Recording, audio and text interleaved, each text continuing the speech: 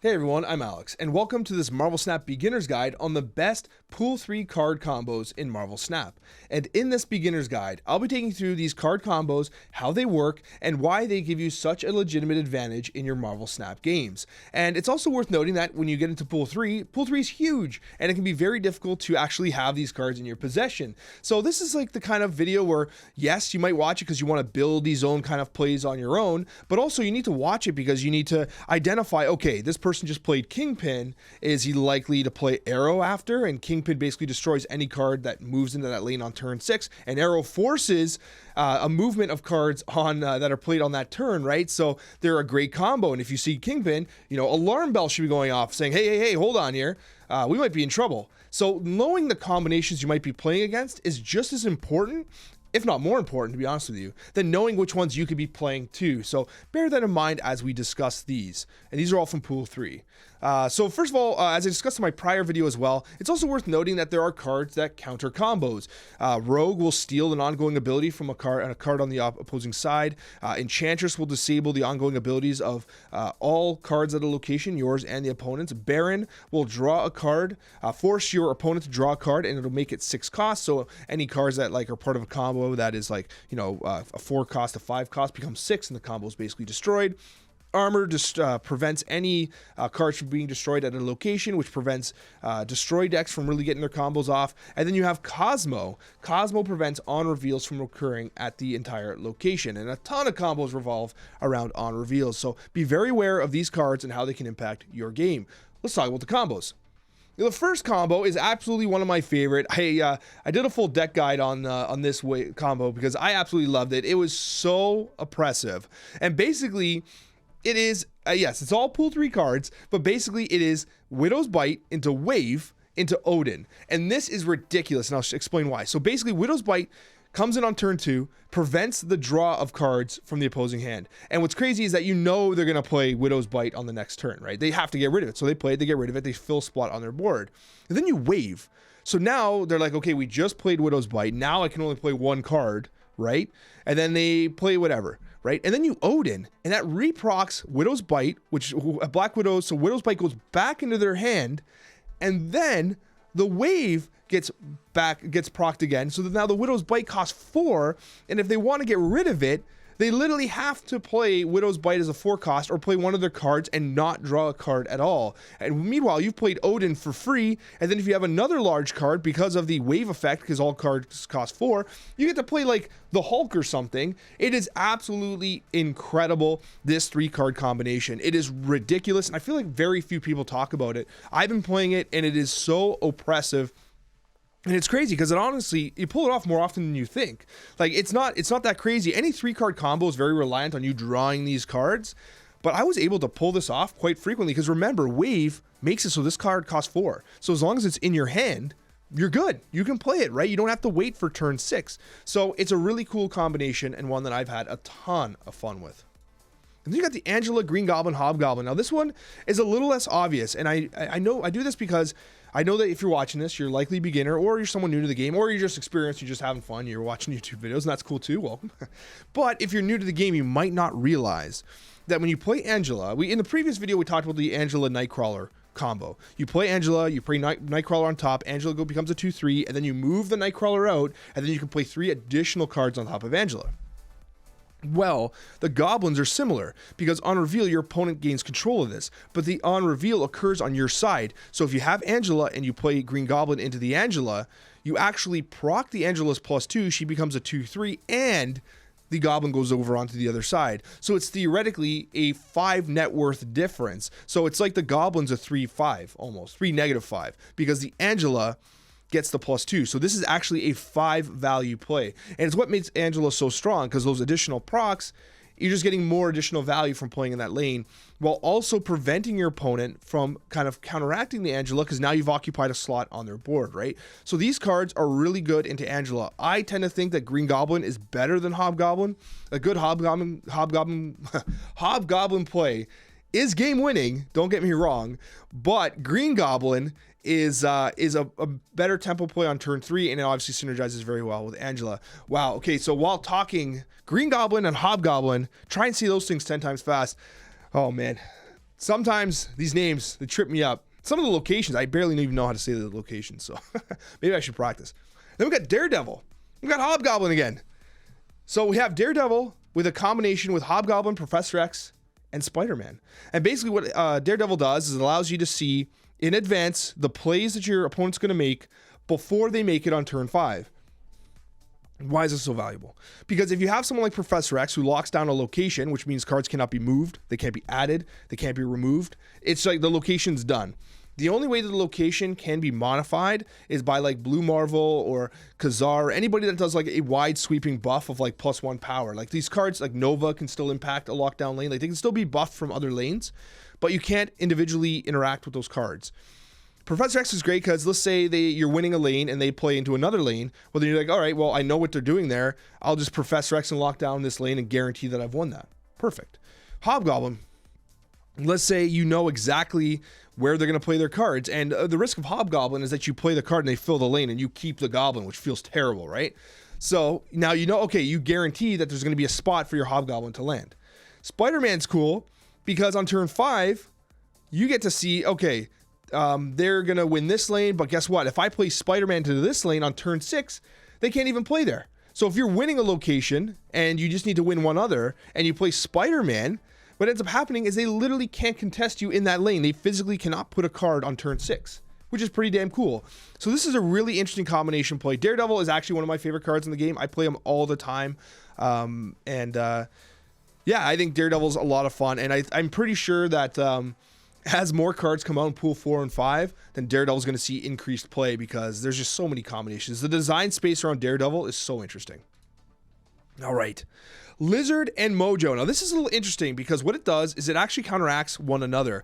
And Mojo's grayed out because I don't even have Mojo yet. How sad is that? But anyways, so basically what you're talking about here is you have Lizard. He's a 2/5, very high tempo. Low tempo is Mojo as a 2/2. However, the ongoing effect of Lizard is that you have -3 power if your opponent plays 4 cards there. Well, what's interesting is that Mojo has this offsetting effect where if both players have 4 cards at the location, it's +6 power. So if you zoo a location with Lizard and you debate them into doing the same, the -3 discount on the Lizard is offset by the +6 by Mojo. In fact, you get a total +3 advantage of playing the 2 cards in synergy. So what ends up happening is that Mojo discourages them from filling the lane, which could impact their power level. And if they do, then you actually end up +3 overall because you have the Mojo in combination with Lizard. So Mojo's kind of like an insurance policy for the Lizard counter effect. Then you got Kingpin, Polaris, Arrow, and Magneto. This is actually fantastic. I love this as well. It's funny because I actually just pulled Kingpin today, ironically, just before I recorded this. And it's one of the beautiful things about the collection system, right? You can never fully predict what cards you have. But regardless, Polaris is pretty awesome because what you can do is, you can, this works really well with Fisk Tower as well, which is a location, but basically anytime a card moves with Kingpin, then essentially the card gets destroyed. That includes your cards too.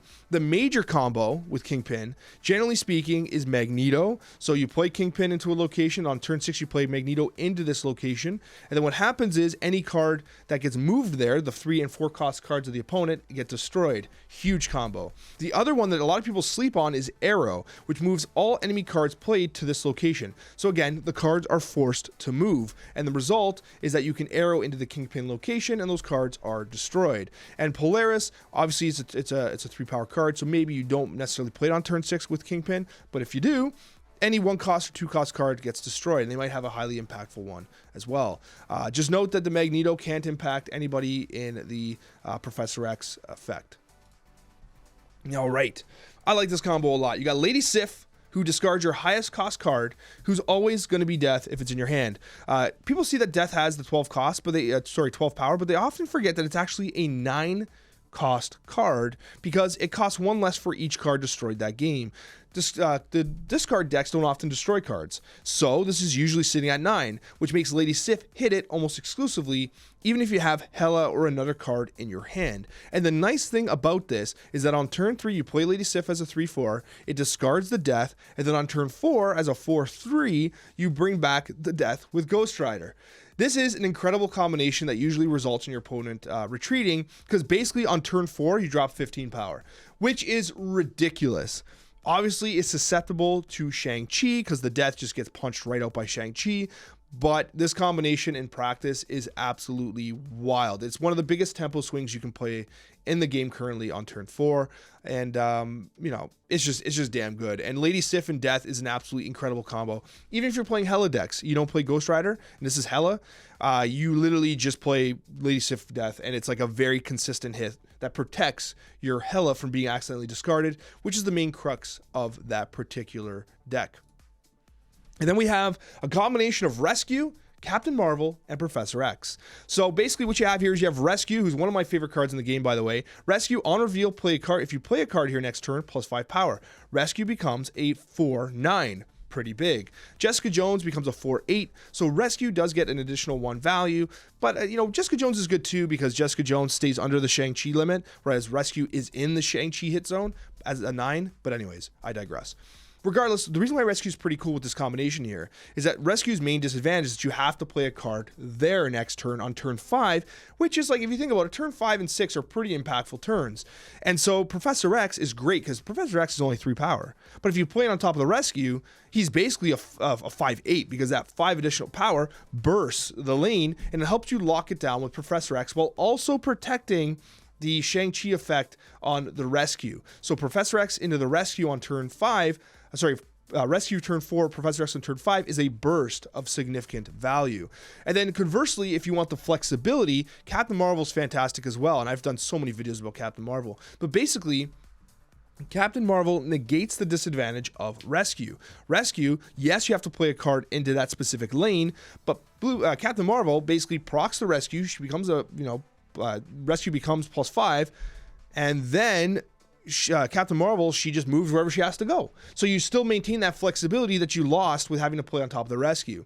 This is one of my favorite 4/5 plays in the entire game. I love Rescue into Professor X. I love Rescue into Captain Marvel, and I feature it in many of my decks that I build. I think they're great. All right, so we actually spoke about Storm in the prior video as well with pool 1 and 2 cards, and it makes a comeback with the pool 3 cards because you get some additional plays here that are really interesting. Now, in the prior video, we talked about Star-Lord, who's a beginner card, a starter card. So you're going to have Storm, and you're guaranteed to have Star-Lord, and they're an interesting combination because whenever you flood a location, which means it's the last time cards can be played there, you're basically debating the opponent into playing to that location. And obviously, Star-Lord is likely to get his +3 effect because you play him in, and then, well, they're going to play 2 because they want to contest the location.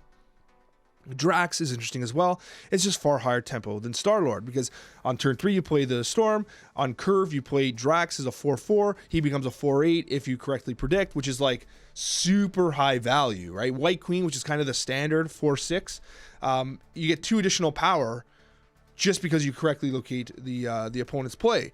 And then Juggernaut's interesting too because Juggernaut is the opposite of Drax, where yeah, you add 3 power to the lane, which is cool, but what you're really doing is you're knocking any card that they play into the other locations. And that's pretty cool too because Juggernaut basically says, hey, you're going to play more cards here? No, you're not. They're going randomly everywhere. So Juggernaut kind of like pinballs everyone away and helps you lock down this location. It doesn't mean that cards can't be moved into the flooded locations. Doctor Doom can send Doobots into it. It's not completely locked down like the way Professor X is, but it definitely becomes a disadvantage for the opposing player. All right, I love this combo too. Destroyer, Cosmo, and Armor. Now, basically the way this works here is that Destroyer is a 6/16, one of the most powerful cards in the game, only kind of shadowed by the 6/20 of Infinite, who has a significant disadvantage of having to skip turn 5. But Destroyer, right, destroys all the other cards. All your other cards. The enemy board's fine, but your cards are destroyed. So you have to be able to mitigate that. And some of the ways you can do that is by Cosmo. On reveal effects don't happen at this location. First of all, that's super annoying for the enemy. Because if you play Cosmo first, they can't even Enchantress or Rogue because the on reveals, because those cards play on reveals. So you drop it and they just do nothing and Cosmo just trumps them, basically. So the nice thing about Cosmo is that you play Destroyer and it's just a 6/16 and doesn't destroy your board. Cool. The other side is you might play cards like Bucky Barnes or Nova that you want to see get destroyed. So you can play protect one lane with Armor. She'll make sure that all cards of this location can't be destroyed. And then you play Destroyer into another lane solo. You get a 6/16 in one lane. You get a little value from the other lane as Nova and Bucky Barnes get blown up. And then the Armor lane is maintained completely. So the Destroyer Cosmo Armor combo is one of the more difficult combos to pull off. It's not difficult, but it takes a lot of practice to like mentally know on turn one, you know that you're leaving a lane for Destroyer and you have to protect the lane with armor. And like you have to be very cognizant of how you play your cards, because if you play them sloppy, you just wipe your board with the Destroyer, right? Or if you don't draw the cards, like if you don't draw armor or Cosmo, which is entirely possible, you just lose the game because you just destroy your entire board and only win one location with the Destroyer himself. So a very interesting combo, one that I really thoroughly enjoy. And then you got another one, and this is Zero. And Zero is a card that removes the abilities on the next card you play as a 1-cost 3. Now that's actually strong for a 1-cost. A 3-power 1-cost is generally quite strong. And so basically what's going on here is you have Zero and he removes the ongoing effects. So basically on reveal, destroy your other cards. It just doesn't happen, right? So you play 0 on 5 as your last card. On 6, you play Destroyer. It doesn't happen. On turn 2, you play 0, and on turn 3 play Maximus. Your opponent doesn't get those cards. You know, you play the Ebony Maw after you play 0, and you can still play cards there, and he's a 1/7, which is absolutely insane. Absolutely insane. Typhoid Mary, Red Skull, huge disadvantages, but massive tempo cards. 0 allows you to basically knock out those disadvantages and make insane tempo in your play. So 0 is an absolutely tremendously incredible card, and one that you'll find in Pool 3 eventually, which apparently I have not yet found. Big sad. Enchantress, Typhoid Mary, Lizard, Red Skull, and Electro. Now this is interesting because a lot of people tend to forget, especially if you're new, that Enchantress does affect both sides of the board. And while it sounds like a disadvantage to remove ongoing abilities, as we discussed with the 0, some ongoing abilities are a problem. Now Ebony Maw can't be in this list because you can't play Enchantress into that lane, but you can play it into Typhoid Mary, so your other cards suddenly get their power back. Lizard no longer has the -3. Red Skull will no longer buff the enemies at the location. And Electro will no longer make you only play 1 card per turn. And the Electro combo with Enchantress is one of my favorite because basically you play Electro on 3, you play Enchantress on 4, and on turn 5 and 6, it's free value. One could make the argument that Sarah effectively kind of does the same thing as Electro, but you know, she's a 5-cost anyway. So, but a very interesting card combination with Enchantress and any cards that have very disadvantageous ongoing abilities. All right, Lockjaw. Now, I actually did a full guide on the Lockjaw deck, and you know, I think that the Lockjaw decks are super fun. They seem way more RNG focused than you would believe. But once you actually build a very stable, strong deck, it's pretty reliable. Like I found myself throwing out incredible value, extremely high win rate on these decks, and I really like them. And there's a few cards that really synergize well with Lockjaw. Wasp, you get to play on the same turn as Lockjaw. Turn 3, you play Lockjaw, you play Wasp. The advantage to this is that you're not drawing more cards into your hand, so your big cards are more likely to be in the deck, because if you draw your big cards, Lockjaw can't hit them. So playing Wasp in conjunction with the Lockjaw on 3 is a huge tempo play. Uatu is interesting here, and I've made the argument that Uatu is a good card in Lockjaw decks because usually what you want to do is you might conserve a 1-cost card to play on turn 4 into Lockjaw to get that swing happening. And Uatu gives you additional value just by being in your hand, so you can see the locations by which you have to play in. And so Uatu kind of does work from your hand. It doesn't have to be on the board, which is useful because on turn 4 you might want to feed him to the Lockjaw. Black Widow's great because Black Widow's a 2/1 is useless on the board, but the Widow's Bite, which prevents your opponent from drawing cards, is super useful. So you throw a Black Widow into Lockjaw, the Widow's Bite goes into their hand, and then Lockjaw cycles the Black Widow and hopefully pulls your Odin or your whatever out. Electro's interesting too because the on reveals the +1 max energy, but you don't have to deal with the negative ongoing ability because it gets thrown back into your deck. And Jubilee's a hilarious play, actually on tempo, 3 into 4, and basically Jubilee comes out, pulls a card in, and then Jubilee goes in and pulls another card. So you actually end up, it's like a 2-for-1 play here. Jubilee pulls a card, and then you pull Jubilee in and pull another card anyway. Ton of value potential with Lockjaw Jubilee played in conjunction with each other. All right.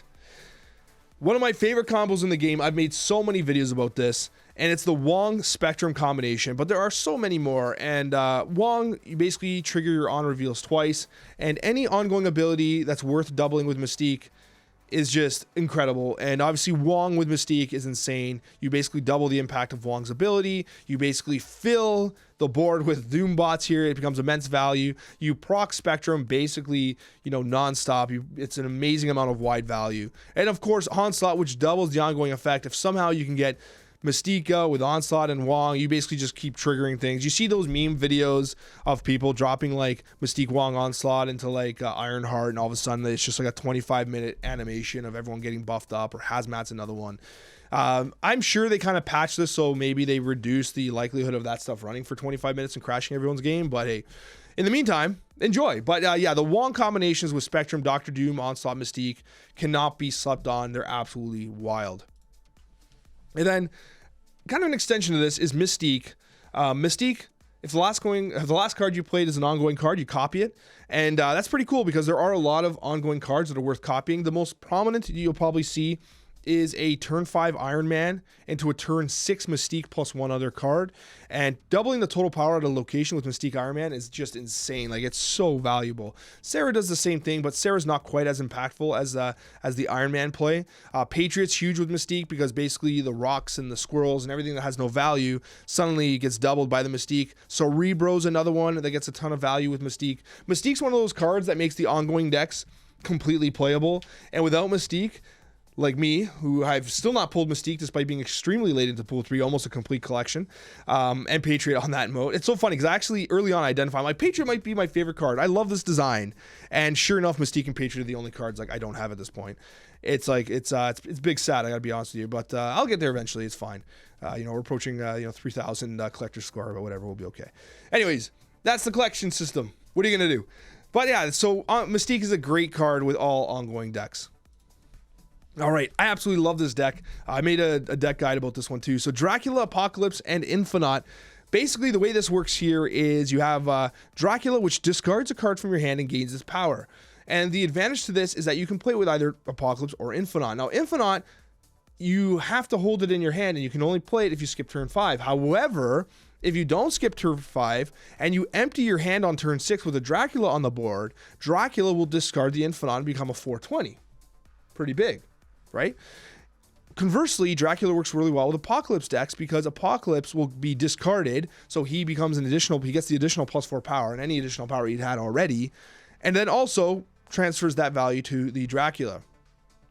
I really like the Infinite one because when you dump your hand and Infinite's sitting in your hand and you just get a 420, it's just huge. And it's like, I don't think many opponents really appreciate that play because it's not as common as the Dracula Apocalypse. And Apocalypse like pops up on the screen, you see its value changing nonstop. It's choreographed in a way that the Dracula Infinite play is not. So a really cool play. All right, we got Wave and any massive card. So basically Wave on the next turn, cards in both players' hands cost 4.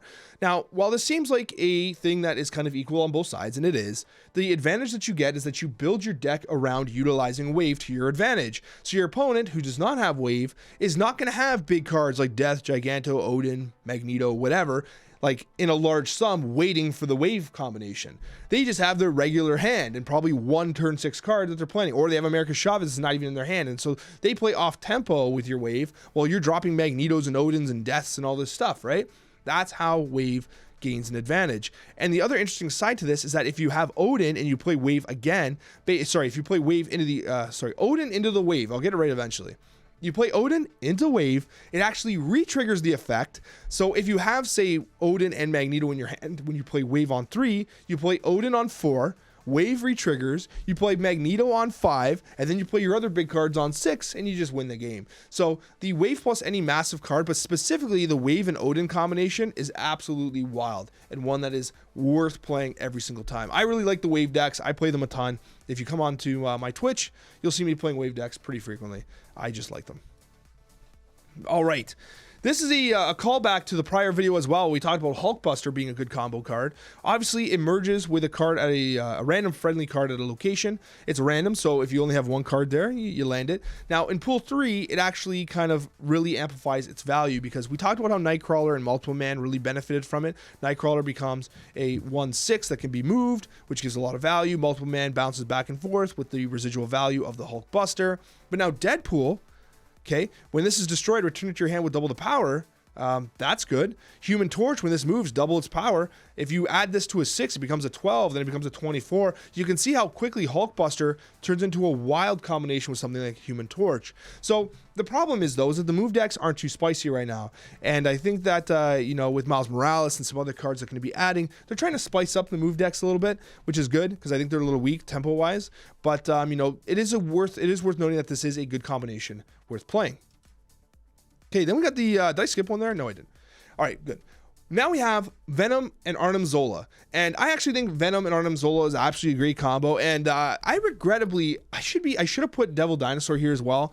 That's my fault. Devil Dinosaur should be right here as well, because copying Devil Dinosaur with Arnim Zola is actually pretty solid too. It's a play that often people don't realize is going to happen. You copy the Devil Dinosaurs, they're usually massive, and that's good too. But Venom's a good card that I see often played with Arnim Zola, who are basically Venom wipes out all the cards out of lane, which is super advantageous, absorbs all their power. Venom's the only card there, so it's a very reliable hit for Arnim Zola, because Venom wipes the presence of the lane and then gets copied, right? Because anytime you have these RNG effects for like a random friendly card, if you have multiple cards there, then you can't reliably hit Zola. But if Venom wipes the lane, it's the advantage that the Devil Dinosaur does not have. If you wipe the lane, then you're only hitting Venom, and you're copying just the Venom value. So Venom into Zola is a really good play as well. Zola's a really fun card. I do like Zola a lot. I think from a design perspective, he's a really interesting card, and I hope to design more decks around him, and you'll see those hit the channel soon. All right, so this is a very, very popular one that was like almost oppressive during the beta, but basically it is the Invisible Woman into the Hella discard decks. Now, Invisible Woman is an ongoing ability where cards you play here are not revealed until the game ends. And that's cool and all, but you have to realize that there's a disadvantage as well. Cosmo will destroy Invisible Woman. So for instance, say on turn 5, you slide the Cosmo out on the Invisible Woman lane, and then like they just retreat, which is pretty funny. But realistically, what happens is the major threat to a Hella deck is discarding your Hella. Because think about it, Lady Sif will reliably hit your highest cost card. It's Hella unless you have a Death, which is a 9 cost. But if you have like Hulk, it's still a 6 cost. It becomes a 50-50 draw as to whether you hit a Hulk or Hella. You're playing games at this point. Then Swordmaster is a random card in your hand. It could be Hella, right? Holy cow. Hell Cow is 2 cards in your hand, very likely to hit Hella. But what happens with Invisible Woman, you play Lady Sif, Swordmaster, Hell Cow, and then they don't proc until you play Hella on turn 6. And then what happens is that they all proc their discards, but Hella's on the board, not in your hand. So everything gets discarded from your hand. Hella comes out and throws everything back on the board. So that's kind of how this combination works, but it's very predictable, kind of like a Sunspot Infinite play. And so if they put Cosmo onto your Invisible Woman, your game's just over. All right, this one's fun. So Captain Marvel, this is one I've never seen anyone talk about, but Captain Marvel and Leader are a great combination. The reason for this is because Leader's a 6/4. So you have to kind of be winning a location, or at least winning by, like, you can win it by 4 when a play happens, because Leader is going to copy the cards played by your opponent into the location. So the disadvantage to this is that Leader could A, run out of space in a location if they play more than one card. B, he's only a 6/4, so if he can't copy or replicate all their synergy, then he just loses the lanes anyway. But the thing that Leader lacks in that flexibility, Captain Marvel gains. So playing Captain Marvel on turn 5 allows you to compensate for the disadvantage of Leader. It gives you that flexibility that if Leader whiffs on his play or does not quite gap the location like he should have, which he should if you're winning the location, Captain Marvel can fly over. Captain Marvel can move over this way. So Captain Marvel and Leader is like a good insurance policy against what happens to Leader on turn 6. It's not always fully predictable. So it's very good that you have someone like Captain Marvel to offset the disadvantage of Leader, because with Captain Marvel and Leader in conjunction with one another, it's very likely you can win any trade on turn 6. Okay, any trade on turn 6, provided they don't like Cosmo before you and you can't reveal it. There's always ways to lose. Don't get me wrong. There's always ways to lose. But this really helps mitigate the disadvantage of Leader, who tends to be a very high-tempo card when played in conjunction with Captain Marvel. All right, I love this one too. Basically, Viper, the Hood, Black Widow, and Debris. So Viper's a card that rarely sees a lot of play, but I've been playing it like crazy because I really love the disruption decks. I really just have joy from disrupting my opponent's plays. And so Viper does exactly that. And on reveal, your opponent gains control of one of your other cards at this location. It's a random selection. However, if you have the hood, you get the demon, right? The 1/6 demon, and you can knock over with Viper on curve, play hood on 1, Viper on 2. You knock over the hood, and they have not only an occupied slot on their board, but it's a -2. It's basically a 1 cost, slightly weaker Green Goblin that you played on curve. It's absolutely insane. And also, if someone plays a Goblin or Hobgoblin on you, Viper can knock them back too. Pretty cool. And then you have the Black Widow, who the Widow's Bite is the main thing you want, the inability for them to draw and be forced to waste a spot on their board. Black Widow, right, is a 2/1. Is it really worth keeping a spot there? Nah, knock her over. They got a 1. They just wasted another slot, so now it's 2 slots wasted for a total of 1 power. That's insane, right? It's incredible. And then you have the debris, so you put rocks all over the board. They're annoying as hell, except in Mystique and Patriot decks, but I digress. Regardless, so debris knocks rocks all over the place, and you drop the Viper into the rock lane, and, well, a rock gets knocked over back to the other side. Now they have 2 rocks on 1 lane, and you have more space. So Viper is really cool from a location space metagame perspective, and I really like playing her. You know, you can whiff if there's multiple cards in the lane, you knock over a card you didn't want or whatever, but generally speaking, if you can make reliable plays with Viper, pays dividends. Absolutely wild card. And then that's it, guys. And as I said before, I really think that you should watch this next video because it's truly great for beginners to the game. I mean, this beginner's guide series, I think does a really good job in helping you guys understand the fundamentals of Marvel Snap. Thanks for watching, and we'll see you in that next video.